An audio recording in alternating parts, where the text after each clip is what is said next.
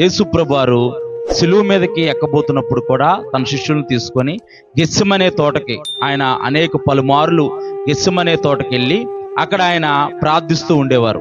అలాగే సిలువకి అప్పగింపబోయే ముందు ఇస్కరియోతు యూదా యేసుప్రభు వారిని అప్పగింపబోయే ముందు కూడా ఆ రాత్రికాల సమయంలో కూడా యేసుప్రభు వారు తన శిష్యులను తీసుకొని, తనకు ప్రియమైన శిష్యులను తీసుకొని గెత్సెమనే తోటకు వెళ్ళి వారిని అక్కడ విడిచిపెట్టి ఆయన కొంచెం దూరం వెళ్ళి ఆయన మొరపెట్టినట్టు మనం చూస్తాం.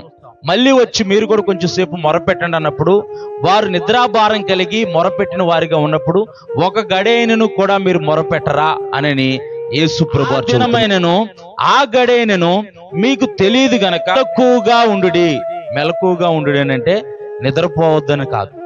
నిద్రపోవద్దని కాదు, పనులు చేసుకోవద్దని కాదు, మెలకువగా ఉండు అని అంటే ఆత్మీయ స్పృహ కలిగి మనం జీవించే వారిగా ఉండాలి. మనం ఈ పాకలోకంలో జీవిస్తూ ఉన్నాం. మనకు నచ్చినట్టు మనం జీవించకుండా, లోకాశలను అనుసరించి మనం జీవించకుండా, దేవుని ఆత్మను అనుసరించి మనం జీవించే వారిగా ఉండాలని